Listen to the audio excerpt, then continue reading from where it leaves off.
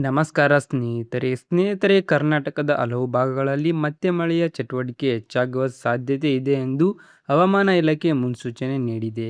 ಮುಂದಿನ ಕೆಲವು ದಿನಗಳಲ್ಲಿ ಕೆಲವು ಜಿಲ್ಲೆಗಳಲ್ಲಿ ಗುಡುಗು ಮಿಂಚು ಹಾಗೂ ಬಲವಾದ ಗಾಳಿಯೊಂದಿಗೆ ಮಳೆಯಾಗುವ ಸಾಧ್ಯತೆ ಇರುವುದರಿಂದ ಸಾರ್ವಜನಿಕರು ಅಗತ್ಯ ಮುನ್ನೆಚ್ಚರಿಕೆ ವಹಿಸುವಂತೆ ಸೂಚಿಸಲಾಗಿದೆ. ಈ ವರ್ಷ ರಾಜ್ಯದ ಹಲವೆಡೆ ನಿರೀಕ್ಷಿತ ಪ್ರಮಾಣದಲ್ಲಿ ಮಳೆಯಾಗದ ಕಾರಣ ರೈತರು ಸಂಕಷ್ಟ ಅನುಭವಿಸಿದ್ದರು. ಇದೀಗ ಕೆಲವು ಪ್ರದೇಶಗಳಲ್ಲಿ ಮಳೆಯ ಪ್ರಮಾಣ ಹೆಚ್ಚಾಗುವ ನಿರೀಕ್ಷೆ ಇದ್ದು, ಕೃಷಿ ಚಟುವಟಿಕೆಗಳಿಗೆ ಅನುಕೂಲಕರ ವಾತಾವರಣ ನಿರ್ಮಾಣವಾಗುವ ಸಾಧ್ಯತೆ ಇದೆ.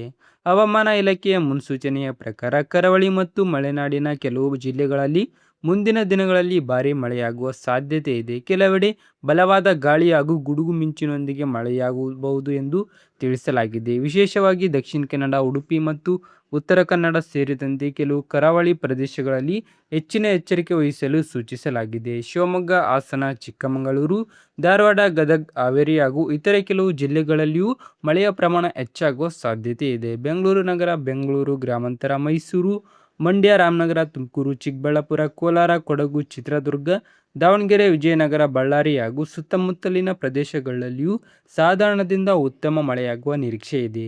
ಭಾರೀ ಮಳೆಯ ಸಾಧ್ಯತೆ ಇರುವ ಪ್ರದೇಶಗಳಲ್ಲಿ ರೈತರು ಕೃಷಿ ಕೆಲಸಗಳನ್ನು ಹವಾಮಾನ ಪರಿಸ್ಥಿತಿಗೆ ಅನುಗುಣವಾಗಿ ಯೋಜಿಸಿಕೊಳ್ಳುವುದು ಉತ್ತಮ. ಗುಡುಗು ಮಿಂಚು ಕಾಣಿಸಿಕೊಂಡಾಗ ಮರಗಳ ಕೆಳಗೆ ಆಶ್ರಯ ಪಡೆಯಬಾರದು ಹಾಗೂ ತೆರೆದ ಪ್ರದೇಶಗಳಲ್ಲಿ ಹೆಚ್ಚು ಸಮಯ ನಿಲ್ಲುವುದನ್ನು ತಪ್ಪಿಸಬೇಕು. ಮೀನುಗಾರರು ಸಮುದ್ರಕ್ಕೆ ತೆರಳಲು ಮೊದಲು ಅಧಿಕೃತ ಹವಾಮಾನ ವರದಿಯನ್ನು ಪರಿಶೀಲಿಸಬೇಕು. ಪ್ರವಾಸಿಗರು ನದಿ, ಜಲಪಾತ, ಡ್ಯಾಂ ಹಾಗೂ ಪ್ರವಾಹ ಸಂಭವಿಸಬಹುದಾದ ಪ್ರದೇಶಗಳಿಗೆ ಭೇಟಿ ನೀಡುವಾಗ ಹೆಚ್ಚಿನ ಎಚ್ಚರಿಕೆ ವಹಿಸಬೇಕು. ಕೆಲವು ಪ್ರದೇಶಗಳಲ್ಲಿ ಸ್ಥಳೀಯ ಆಡಳಿತ ಪರಿಸ್ಥಿತಿಗೆ ಅನುಗುಣವಾಗಿ ಅಗತ್ಯ ಕ್ರಮಗಳನ್ನು ಕೈಗೊಳ್ಳಬಹುದು. ಶಾಲೆ ಕಾಲೇಜುಗಳಿಗೆ ರಜೆ ಅಥವಾ ಇತರೆ ನಿರ್ಧಾರಗಳನ್ನು ಸಂಬಂಧಿತ ಜಿಲ್ಲಾಡಳಿತವೇ ಅಧಿಕೃತವಾಗಿ ಪ್ರಕಟಿಸುತ್ತದೆ. ಆದ್ದರಿಂದ ಅಧಿಕೃತ ಪ್ರಕಟಣೆಗಳನ್ನು ಗಮನಿಸುವುದು ಸೂಕ್ತ.